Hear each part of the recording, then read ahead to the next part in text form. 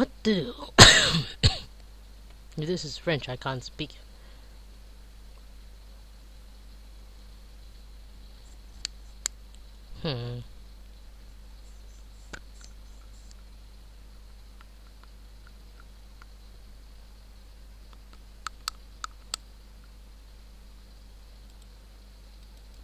Maybe I have to think somewhere else. Wait, let me take that picture. Thank you. Another. Good. This is hard enough already. That's what she said. Great, more rating. Born in Vienna, Austria. Austria! Can't pronounce. On November 2, 1755. She was the youngest daughter of Francis I and Maria Theresa, Emperor and Empress of the Holy Roman Empire. In 1770, as a young teenager, she was obliged to wed Louis the 16th to France to symbolize an alliance between France and her parents' dynasty, the Habsburgs of Austria. 4 years later, Marie Antoinette became Queen of France when her husband was crowned King Louis XVI.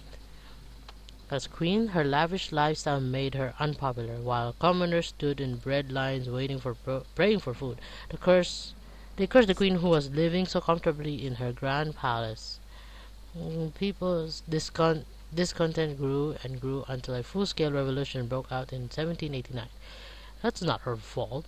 In 1791, it looked like the monarchy would not survive, and Mary sought assistance from other European rulers. It was arranged for the king and queen to escape Paris on the night of June 20, but the Revolution of Forces apprehended the royal couple at Varnices on June 20 and escorted them back to Paris as prisoners. That's kind of sad. I need to capture that too, because I don't know my history. I don't know American history well, or any international history. Sad to be told. Oh, great. Encyclopedia. Oh, Chinese. That medallion Connie is wearing is kanji for crane. Oh, you were wearing that. I don't know. Wait, I'll write that down. Crane. I actually don't know some of these words. Most of these words I know. Some of them I don't. Like this one. This is not. I'm in Hong Kong. You learn traditional Chinese back in the 1990s. So I'm the 90s kid. So I learned traditional writing, which is the hard ones. This is what I done. The first two I don't know. The dragon is not like this before. Fish is the same. Forest is the same. Danger is the same. Ngai hi. Yu. Lam. Fox is not like this before. Lion is 2 words, not 1 word. Look. Oi, yes, love is love is oi. Moon is yun. Yut. Or yut lang. Sun, mountain. Man. Night. Peace. I thought this is health. Hon. Yu. Rain. Haw. River. I forgot you. If it's king you or something. Shark. Se. Snake. Ju. Spider. That sounds like pig. This is not sun. Sun is only this little small symbol right here, but bigger. No, sun. Taeyang, sorry. It's Taeyang, sun. Talk. I don't know this one. Walk. This is bow. Step. Guan. War. Maybe. Soi. Water. Not soi. Sorry. Cantonese has got like 9 tones. So you've gotta really know which ones you're talking about. The knowledge collection. I didn't even notice she was holding the necklace. This character's good. Houdini! Damn you. Born in 1874. I was looking for your information. I couldn't find it anywhere. You're right here, Bella. Born in 1840, in 1874 in Budapest, Hungary, under the name of Eric Weist. Houdini's family soon moved to Appleton, Wisconsin. I can't pronounce these things. From there, at the age of 12, Houdini ran away from home. Oh my god. By the age of 13, he had reunited with his family in New York City and begun performing magic card tricks under his original stage name, Eric the Great. Wow, where did Cedric the Great go? In the course of his illustrious 33-year career, Houdini escaped from prison cells, handcuffs, leg irons, straitjackets, park, packing crates, milk cans, coffins, and St. Louis tycoon J.J. Thompson's infamous watery grave. Oh, not that damn thing. In addition to being the greatest escape artist of all time, Houdini was also a master of illusion. In 1918, wow, you're not long. In 1918, at the Hippodrome in New York City, he made an elephant disappear on stage, and according to Houdini, the elephant Jenny weighed 10,000 pounds. His brilliant skill and ability to baffle and amaze an audience remains unsurprised to this day. Well, I'm surprised already. I better remember that name. Harry Houdini. Nickname Eric the Great. We should put Cedric the Great here. Excuse me.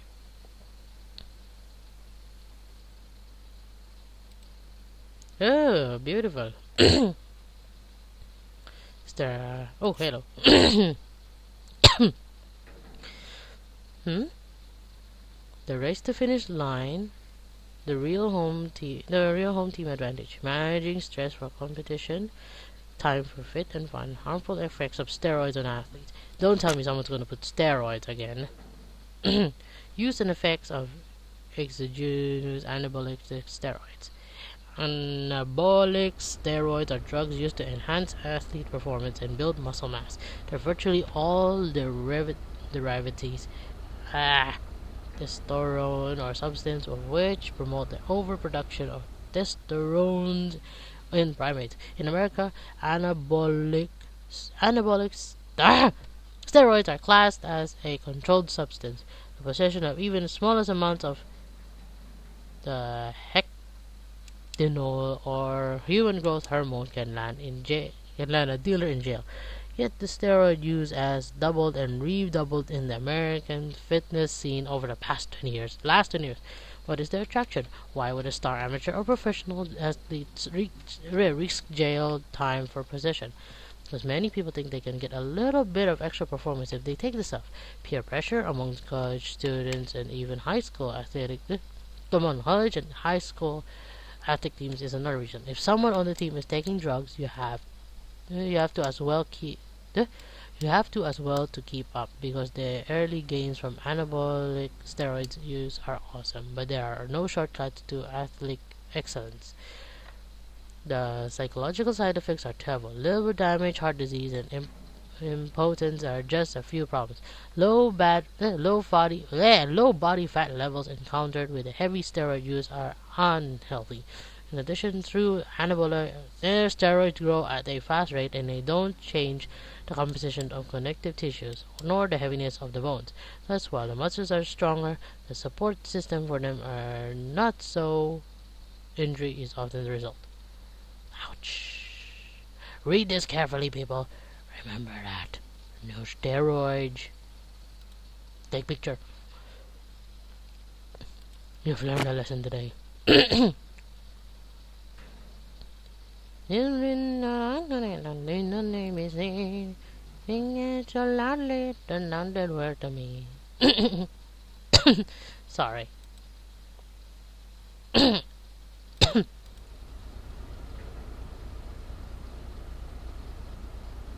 A, B, C, D, E, F, G. Oh, coin! Damn it. Saw the coin. Where's that coin? I saw your coin. Don't tell me I is too late for you. No, I is too late. Why is too late?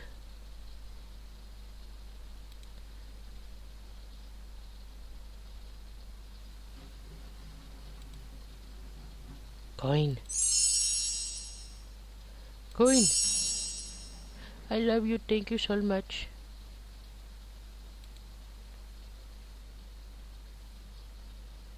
No coin. Coin. How did I miss so many coins? Coin.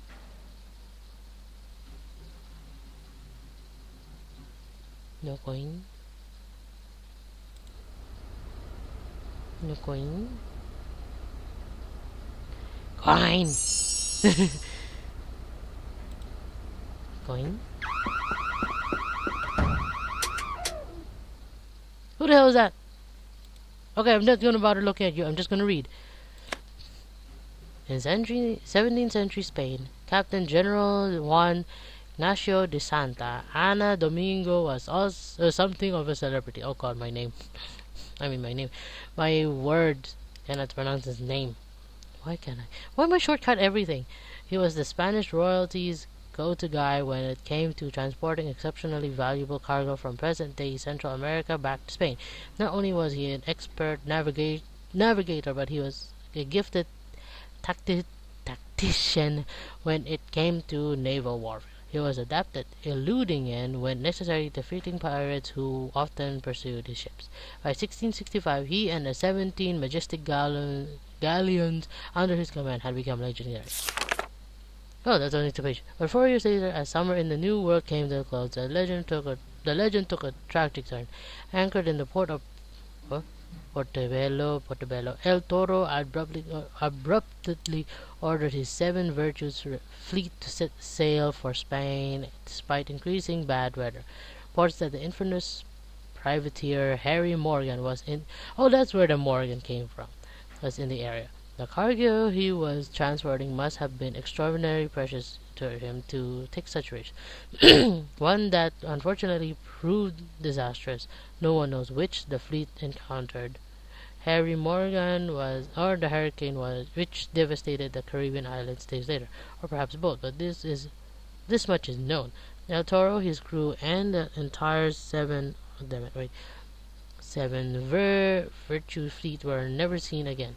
As with the Nuestra Senora de Atocha, of the Tierra Firme fleet a half-century before, all had disappeared without a trace. And so, somewhere hidden in the depths of the glinting blue waters of the Caribbean rest the remains of El Toro's galleons, and a treasure so valuable that scores of men lost their lives trying to protect it. Its precise whereabouts remains a mystery, but someday some lucky soul, perhaps armed only with scuba gear, a metal detector, and a shovel, will find it. Someday El Toro will be a celebrity once again. Damn. Better read first.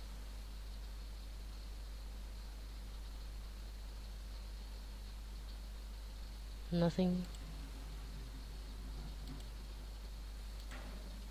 Oh, immediate. Damn it, I have to read everything.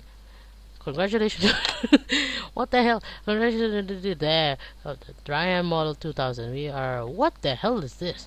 Know that you will enjoy your new communication device for years and years. Besides some helpful pieces of information about your safety and convenience. If it isn't a camera com, it's asymptotic. Can I just write that? Grammar com. I don't know. Seems these things are usually easier to write. Your new Dynaham Model 2000 lets you listen on parts of the world you never knew existed and interact with friends from far away. It's this Skype. The space age digital keypad allows you to enter 4-digit frequency or channel. You can then either listen to the activity on the channel or use the Dynaham Morse code. Great, we're back to the ancient times. Keyboard to transmit a message. Please consult local, state, federal, and international laws on appropriate utilities. Damn you! Receiving. To enter in a frequent or channel, and simply enter the number, keypad, and press connect. Maybe I should just write that in case I encounter one. enter number, and press connect.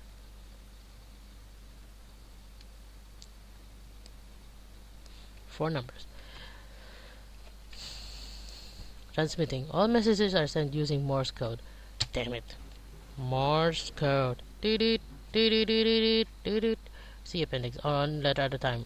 Compose each letter by pressing either a dot or dash. Damn you.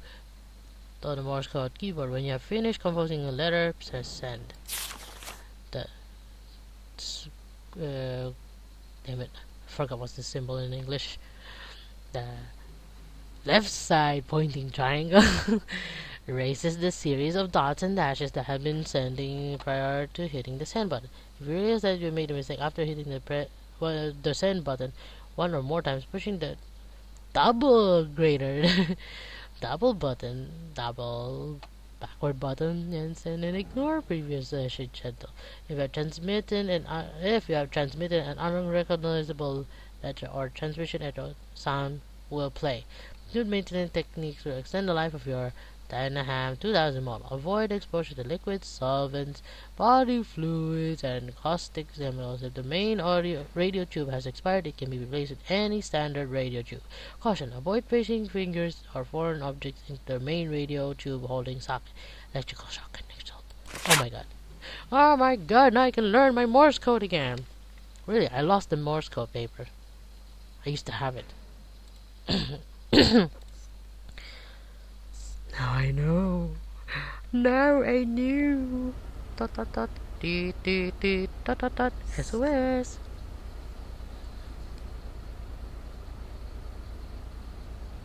Damn it. I read here. I found the love of my life. Thank you. Crystal skulls? Oh my god, how many more I have to read? No. What am I doing? Damn it! An overview. One of the most ancient and widespread legends known to mankind can be summed up thusly. Scattered over the earth are 13 humanoid skulls carved out of pure crystal. At some point in the future, fate will bring the 13 skulls together and they will speak. Oh my god, that's scary. Imparting wisdom that will save the human race from annihilation. I can't speak. And ushered in golden era of peace and enlightenment. There are several versions of the legend. In one, the skulls were created by Mayans, Incans, or Aztecs, and collectively form a repository of information detailing how and why humans came to be. Another legend credits their creation to the extraterrestrials who seeded the earth with the human race and left the skulls behind to explain their actions at some point in the future. Yet another contend the skulls are ancient in origin, but more important that each skull is somehow magical in of itself. The distinctive gifts they offer their owners reportedly include precognition, clairvoyance, telekinesis, and of course, immortality. Some variations combine all of the above. Damn it, my throat. What is both damn it, I can't read that. Intriguing about the general legend is, and its smaller, colorful variation is that several mysterious crystal skulls have indeed been discovered in the past millennium, turning up in the corners of the earth. What follows is an examination of everything that is currently known about these skulls in the hopes of separating the facts of their existence and the fantasies of human imagination. The Whisperer. The first documented reference of the crystal skull known as the Whisperer came in 1532, shortly after Hernando de Soto helped Francisco Pizarro ambush the capture the Incan Emperor Atahualpa at the Battle of Cajamarca? I can't pronounce it. De Soto's eyed the camp while updating the De Soto's expedition records, noted that during Atahualpa can't pronounce subsequent imprisonment, De Soto befriended the Incan ruler. In time, told Soto a secret. He possesses an exquisitely detailed, life-size human skull that the ancient ones had carved out of pure crystals. He happened upon it at the hut of... Oh, damn it! Deceased high priest whose astonishing advanced age had caused his fellow priests, out of fear and jealousy, to slip him in a fatal dose of poison. The A took a fancy to the skull and kept it, and soon realized that the skull which he contended which would sometimes whisper to him in an unearthly voice and uses familiar words, was giving him immunity to all human elements. As long as he possessed the skull, they told De Soto he would live forever. But like the priest before him, and like everyone who possessed this particular skull after him, A soon discovered that while the skull could perhaps protect him from ravages of time and nature, it was no match for the treachery of his fellow men. To De Soto's great surprise and dismay, Pizarro had undoubtedly executed. Although there is no other mention of the skull in the De Soto record, it is highly doubtful that the Spaniard would have left such a treasure behind when he returned to Europe in 1536. Indeed, the next documented reference to the crystal skull which A seems to have inadvertently bequeathed to the Soto came in a letter written by a nobleman in the court of Philip II, the member of the Austrian Habsburg. Damn it, my throat. Family who took over the Spanish Empire in 1556. While I guess at Habsburg Palace in Vienna, the nobleman mentions encountering a crystalline head of death, which a manservant swore made utterances strange and low, too terrible for the ear to bear. Damn it, I'm losing my throat. Apparently, the skull made its way to France, most likely via Anne of Austria, who married King Louis the 13th of France in 1615, because the next reference to a death head carved from a remarkably clear crystal can be found in the manifest of ship belonging to René Robert Cavelier, Sieur de la Salle, a French explorer who in 1684 was preparing for a journey that would take the skull, ironically, back to the New World from which it had come.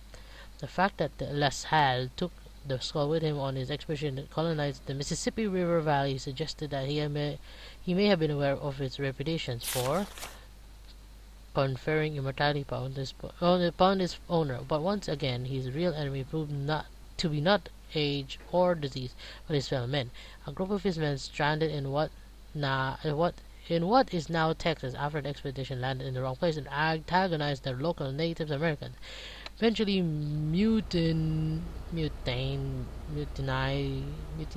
and killed La Salle so they could abandon their mission and head for the relative safety of the French outposts in Canada. Those pair, however, appears to have to be left behind and didn't appear until almost 200 years later. The photo to the right, found in the basement of a library in Jonesboro, Curtis Caldwell's Curse and Curiosities. The whispered crucible wonder of the ancient Enoch world. Inquire inside. Arkansas suggested by 1881, Antuapia's crystal skull had been found itself in the hands of a traveling huckster who apparently used it to lure potential patrons to his wagon so he could sell them various bombs and elixirs. If he is the same Curtis Conwell who, according to census records, settled in Baton Rouge, Louisiana, he lived in, worked, and to the ripe of age in 93, dying only when a dissatisfied customer set fire to his house in a fit of anger. If the whisper was in Caldwell's house, it no doubt survived the fire, but exactly what happened to it next has proved impossible to discern, and its currently whereabouts is a mystery. But what is known about the skull's previous owners could prove only useful in solving a mystery, for all the people who have possessed it have had two things in common. They live for an unusually long time, and always, without exception, met with death at the hand of another. In other words, the trail that leads to the discovery of this particular crystal skull will likely be one that begins with murder. God, I'm out of breath. This is the same one I pressed, right? Damn it.